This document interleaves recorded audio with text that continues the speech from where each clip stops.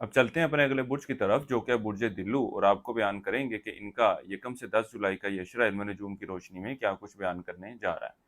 वो अफराद जो 20 जनवरी से 18 फरवरी के अशरे के दौरान पैदा हुए हैं वो बुर्ज दिल्लू के तहत आते हैं। इसके अलावा वो अफराद जिनको अपनी तारीख पैदाइश मालूम ना हो मगर उनका नाम सीन शीन स्वाद से डाल से शुरू होता है तो वो बुर्ज दिल्लू के तहत आते हैं। इस अशरे की 3 और 8 जुलाई का वक़्त एक ऐसा वक़्त है कि जिस दौरान आप किसी भी काम का आगाज़ करना चाहते हो, किसी भी अच्छे काम की शुरुआत करना चाहते हो, रिश्ते की बात करना चाहते हो, कारोबार के हवाले से, नौकरी के हवाले से कोई इनिशिएटिव लेना चाहते हो, तो ये तरीक़े इन मामलात के हवाले से ख़ासी मस्बत सूरत हाल की निशानदेही करेंगी। इसके अलावा इस अशरे के दौरान आप लोगों ने हस्ब तौफ़ीक चावल बतौर सदक़े के तौर पर देने हैं।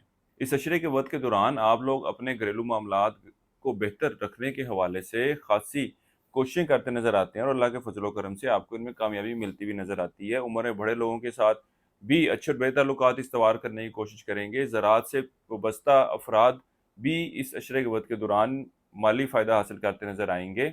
इसके साथ ही साथ वो अफराद जो स्टॉक मार्केट, क्रिप्टो करेंसी या इस तरह की दीगर डिजिटल करेंसी में ट्रेडिंग कर रहे हैं, इस अशरे के वक़्त के दौरान ये लोग भी इन मामलात से माली फ़ायदा हासिल करने में कामयाब होते हुए नज़र आते हैं। वो बुर्ज दिल्लू वाले अफराद जो रोज़गार की तलाश में हैं, अल्लाह के फ़ज़ल व करम से इस अशरे का ये वक़्त एक अच्छा और बेहतर रोज़गार मिलने की तरफ इशारा कर रहा है। आप लोगों को चाहिए कि इस वक़्त को ज़रूर यूटिलाइज़ करें। इसके साथ ही साथ वो अफ़राद जो बेहतर नौकरी की तलाश में हैं, उनको भी इस अशरे वक़्त के दौरान ज़रूर कोशिश करनी चाहिए।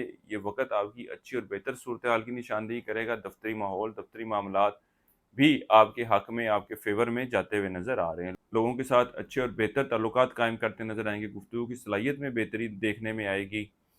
इसके अलावा वो अफ़राद जो औलाद की ख्वाहिश रखते हैं, अल्लाह के फ़ज़ल व करम से इनकी भी ये ख्वाहिश पूरी होती हुई नज़र आती है। इश्क व मोहब्बत से वाबस्ता अफ़राद के आपसी ताल्लुकात में बेहतरी देखने में आएगी। यहाँ तक कि वो अफ़राद जो इस ताल्लुक को रिश्ते की शक्ल देना चाहते हैं, इनको भी चाहिए कि ज़रूर कोशिश करें। अल्लाह के फ़ज़ल व करम से बात बनती हुई नज़र आ रही है। इसके अलावा वो अफ़राद जो रिश्ते की तलाश में हैं या रिश्ते की तलाश करने के बारे में सोच रहे हैं, इनको भी चाहिए कि इस वक़्त को ज़ाया मत होने दें। अल्लाह के फ़ज़ल व करम से अगर आप कोशिश करते हैं, तो एक इंतहाई बेहतर रिश्ता आपको मिलता हुआ नज़र आता है। विरासती मामलात के हवाले से कुछ उलझने परेशानियों का सामना करना पड़ सकता है। यहाँ तक कि वो अफ़राद जो तवारत बीमारी का शिकार हैं या मुस्तकिल बीमारी का शिकार हैं, इनको भी इस अशरे के वक़्त के दौरान अपनी सेहत के मामलात के हवाले से एहतियात बरतने की ज़रूरत है। गो के ओवरऑल अगर आप इन मामलात को कंट्रोल करते हैं, तो अल्लाह के फ़ज़ल व करम से एक अच्छी और बेहतर सेहत से वास्ता रहेगा। इस अरसे के लिए एक वजीफ़ा आपको बता रहा हूँ, या अल्लाह या वदूदो 5 तस्बीह आपने से करनी है रोज़ाना इशा की नमाज के बाद, और अपने मामलात में बेहतरी के लिए दुआ करें। जितने भी वज़ाइफ आप लोगों को बताए जाते हैं, वो तो ख़ुसूसी उस अशरे के हिसाब से होते हैं, अशरे के दौरान पेश आने वाले मामलात के हिसाब से होते हैं। आप लोगों को चाहिए कि जिस वक़्त भी वज़ाइफ करने बैठें, अपने ज़हन को इर्द-गिर्द के मामलात से, रोज़ाना की मसरूफ़ियात से खाली कर कर मुकम्मल तवज्जो के साथ वज़ीफ़ा करें, और वज़ीफ़ा मुकम्मल होने के बाद अपने मकसद के लिए दुआ किया करें।